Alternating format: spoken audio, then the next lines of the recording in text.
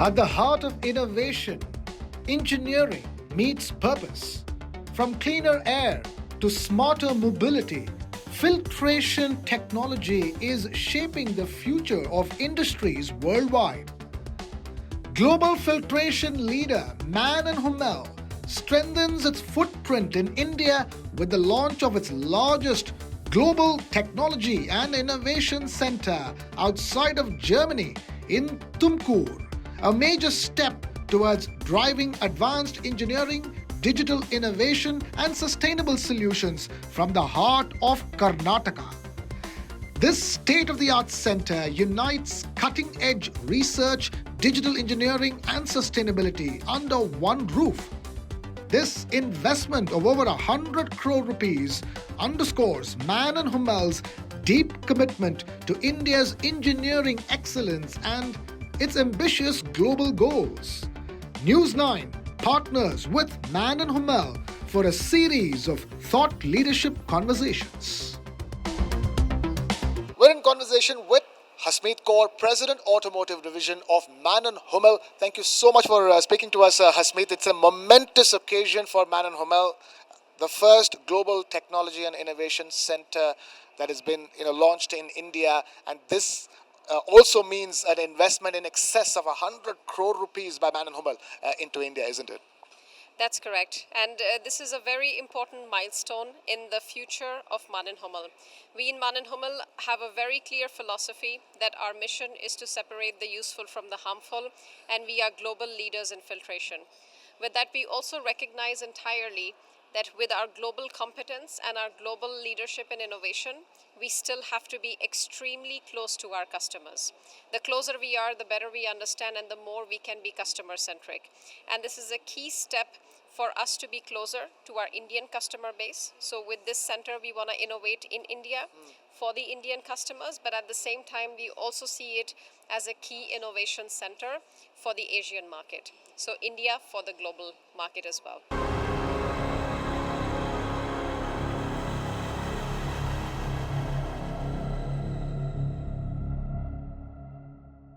Let's begin this conversation with the air quality crisis because unfortunately, it's not just Delhi's problem anymore. The pollution levels in Mumbai have gone through the roof. Pollution levels in Bengaluru have gone through the roof. It's not the levels of pollution that used to exist even 10 years ago. Why is India struggling? Sana Salah, let me begin by asking you that. Why is India struggling? India has stricter emission norms today.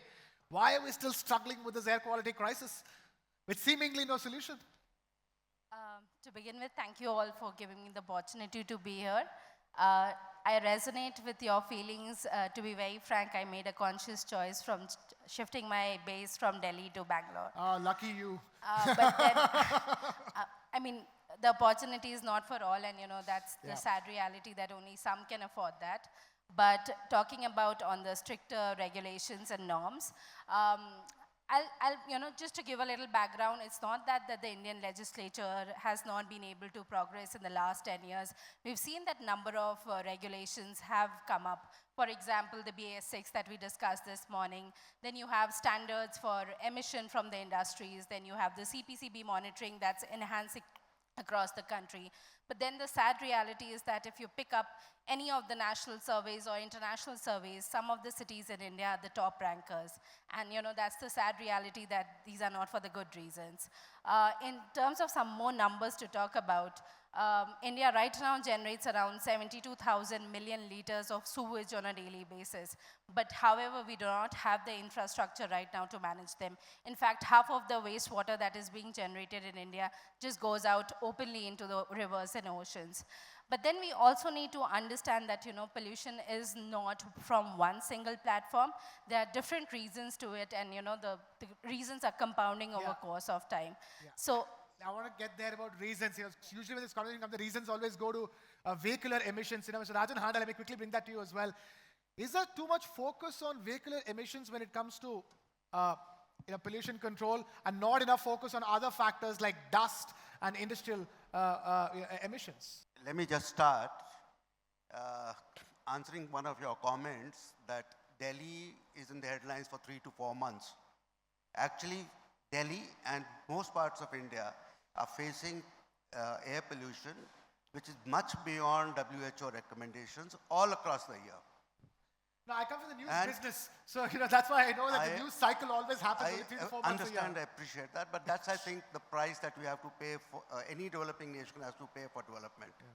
There are a lot of causes, and I see that a lot of people who matter or people who have to make the legislations are privy to all that, and they are taking steps towards reducing pollution.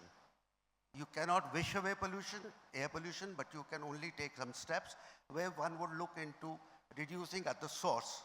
But it's not just legislation, it is implementation.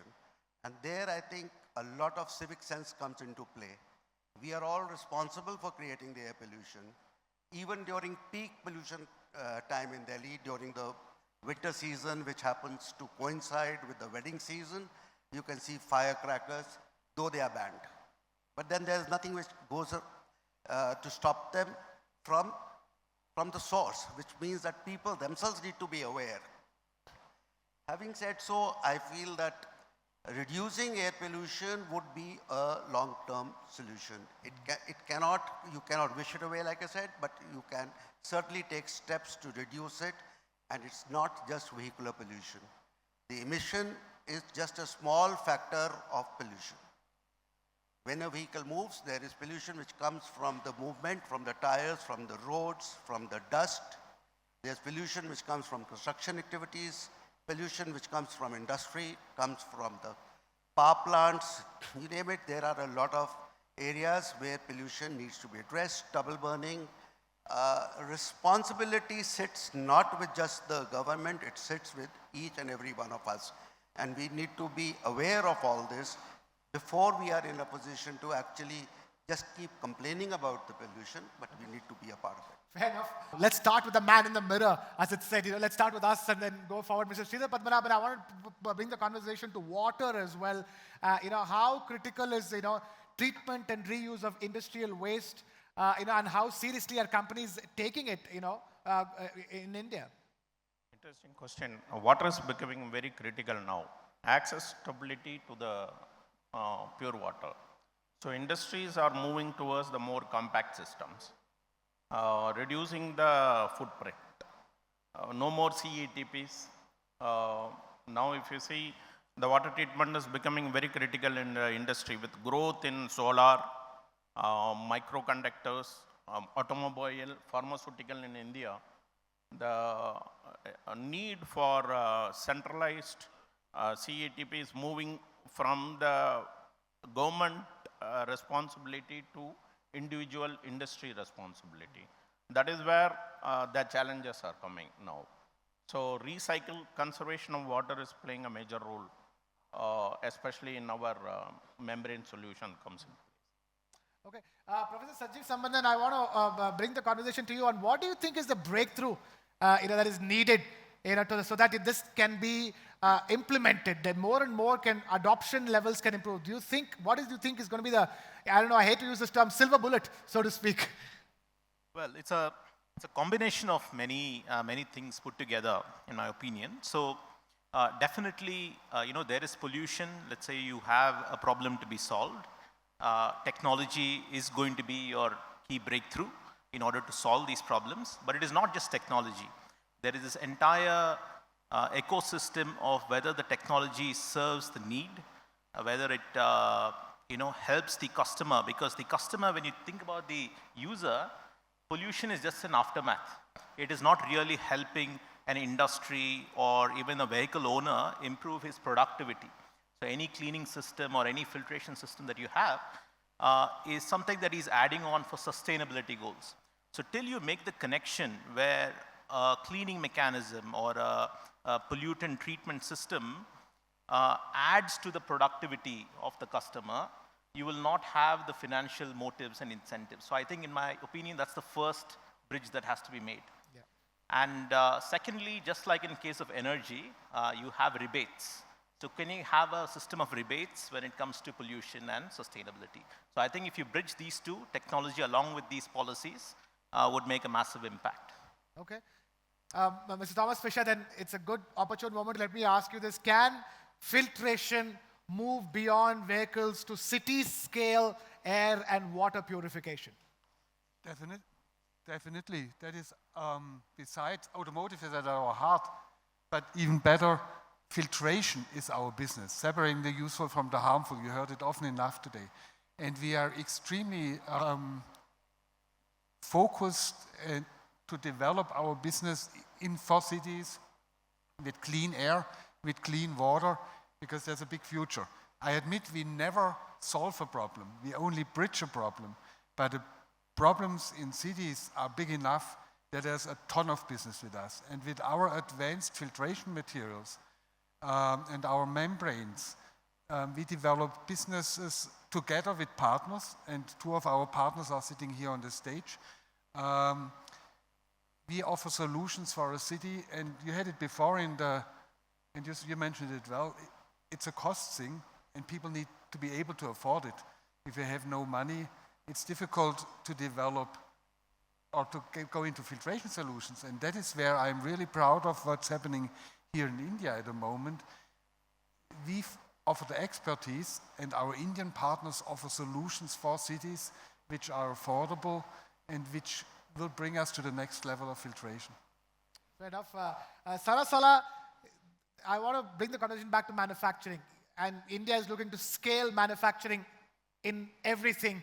Can that future be envisioned without sustainability at the end of the day? And that scale. So as you scale up manufacturing, you need to scale up purification as well, isn't it? Yeah, so the irony is that these manufacturing industries, they're quite water intensive. So if they don't think about sustainability, then, the whole operations is something that comes into question. So you need a constant water supply. So sustainability is something that's very, very integral. And it is not just, talking about sustainability just for the compliance, but then in the largest run and in the larger scale of them, it's very, very important for them to, have it in their cognizance that it's going to be so important for them for their operations in the longer run. So I'll definitely say that it's like a very integral part for them. And then also, you have the global supply chains pushing for it. You have the ESG linkages, which is promoting water stewardship. Yeah. So yes. Yeah, of course. Mr. Pradhan, I'm going to take off from what he's saying, and I wanted to ask you, is industrial water treatment still being seen only as a compliance checkbox? Or is there more proactiveness? I may ask you. I don't think so, because industrial water treatment is no more seen as a compliance checkbox. It is a need, because accessibility to the water on the expansion, as you rightly put the question, as India scale up the manufacturing capability, the need for treating, conserve the water, even the net zero level, water net positive level is very important. It is not only about pure water, it is also about the processed water. So definitely I don't think it is no more a compliance requirement. Okay, so it's going to be a critical requirement, not a compliance requirement going forward. Mr. Rajan Handa, I want to bring the question back then. If it's going to be critical, are we doing enough in terms of innovation, in terms of finding solutions at scale, be it for air purification or water purification? So I would look at addressing your air pollution, whatever little we've learned in the past 3 years.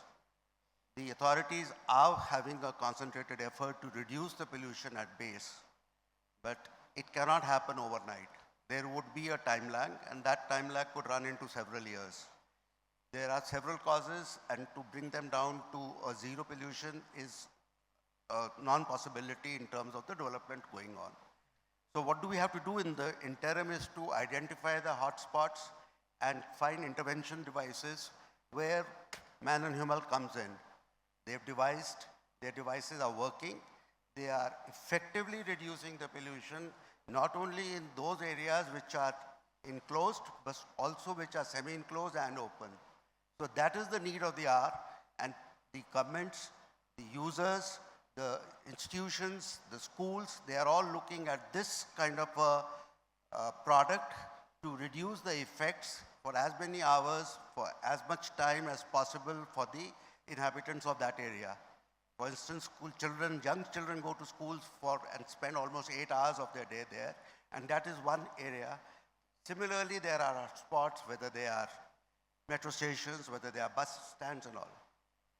Another thing I would like to add is that in all the available solutions for reducing filtration or reducing pollution, for adding filtration, reducing pollution, most of the companies, in fact all the companies that we see are appliance companies, having no expertise, having no experience in actual filtration.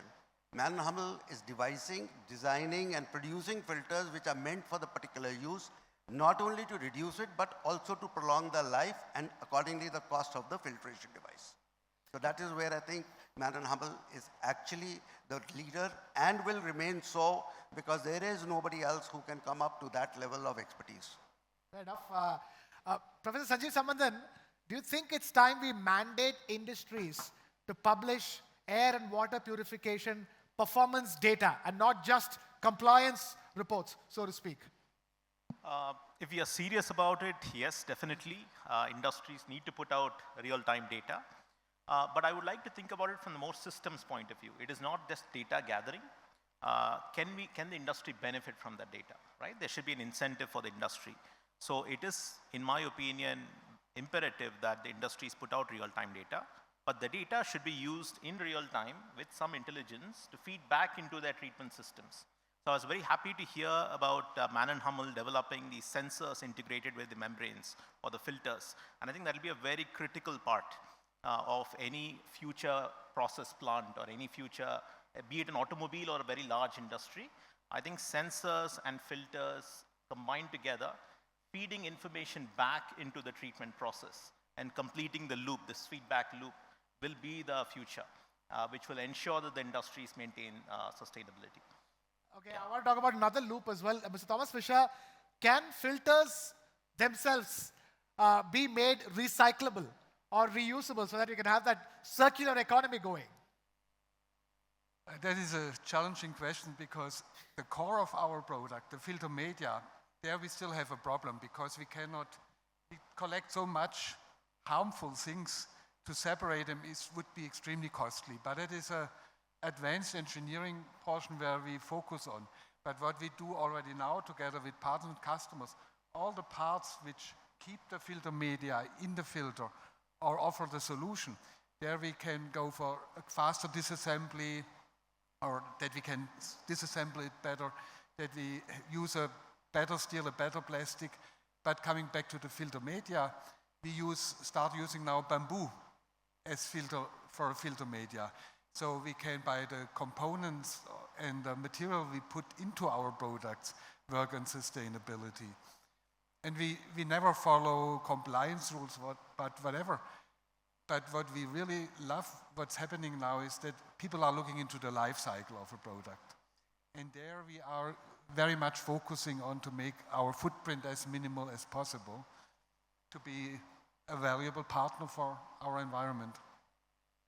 Okay. I was going to ask you the other question as well. Tell us about Mann+Hummel and what it's doing as far as making clean air and water in India is concerned at this stage, and what are the plans going forward? Our plans going forward is to offer the best product available on the water filtration side, which is membranes mostly, working with our partners in ion exchange and others, because they have the access to the customers. And we love, and that is really a message to all of you, we love partnering, collaboration to gain speed, because our plans for India is in cleaner water and cleaner air to move ahead with partners. Take Mr. Handa, and he's with OK Play, and he is in Delhi now, so successful, working in schools, put our filtration units, which we developed together basically, into schools and now in metro stations and other areas. So we see India and the openness for technology in India is one of the breeding points which we then want to transport into the world. Okay. We are close to running out of time, but quickly, Sana Salah, what do you think is going to be needed from a policy perspective for India to overcome its both air and emerging water crisis as well? Stricter punishments, stricter, harsher punishments? Harsher punishments are already there. I'm not saying that they're not there, but it's just that the enforcement has to be more stricter. Okay. And then the smaller the flouters just have to be taken into consideration. It's not always the big people who are flouting rules. So collectively, the smaller ones also add to the problem. Okay. Mr. Padmanabhan? The effluent tap should be closed. Industry should not be allowed to discharge the effluent. There is a way to treat the effluent, take it back to the systems. That is what it will evolve end of the day. Okay. Mr. Rajal Handa, quickly, we do have large-scale air and water filtration systems. Are they able to produce solutions at that scale, at this stage, for urban development? Are they making a proper dent? Are we still, looking at, individual solutions at this stage, but not at scale? No, I can see that governments are looking into introducing these systems, more so in Delhi today, largely because it happens to be the capital. It also happens to be the capital of the most air pollution in the world. And we are looking this year, and several technologies are being identified as I speak today, and they are being tested so that they can come up and actually do a meaningful difference to the pollution till the time it reduces from the source. But adding on to your thing, unless there is public awareness and unless there is a responsible citizenship coming up, we will not be able to get out of this basic problem of air pollution, which is affecting us more than what we can even imagine, and affecting our younger generation, which is more important. Sanjeev, your thoughts? Yeah, so I would take a slightly more lenient approach towards industries. Let me be very clear. Let me be clear there. I would prefer the government put out a grade card, okay? Because see, industry is not, there's a very big difference between a pharmaceutical industry and a food industry, for example. The pharmaceutical industry may not be able to completely treat all their water, but they might be making an effort, okay? Now compare an industry which is trying to make an effort as opposed to an industry which is taking no precautions or has not made any effort. I think there should be some, if you put a yes or no gate at the compliance and say that all industries who do not meet the compliance have failed, then you're shortchanging the industries for putting an effort in. So I would like to see a grade card come out where you allow, just like how you grade students, you grade industries and give them some rebates and help them out. We used to call it report card in India growing up. In schools, we got a report card, we get a signature from your parents and take it back. One of those things. Yeah, that's my opinion. I feel that it's a much more promising and positive way for improvement of sustainability. Okay, last 30 seconds, Mr. Fisher, your thoughts before we close this conversation. First, I agree very much what is said here. With regulation and all this strict forcing government things, that will not work. You cannot push things. You have to pull. And that is the consumer, that is the parent. And therefore you need certain income level. We know it when you have difficulties to find food for the next day. Pollution is not your biggest problem. But once we have certain income levels, what we have in the cities, allow people to pull for clean air and whatever. And that is a voting, that is, like you said, at schools, market or not. These kind of things I love very much. Fascinating. We'll have to leave it at that. Ladies and gentlemen, huge round of applause for the wonderful panelists for a discussion that is going to matter to you, me, and everybody every single day going forward. I'm pleasantly surprised that we're having this conversation on filtration today here in India. So thank you so much for being a part of this conversation.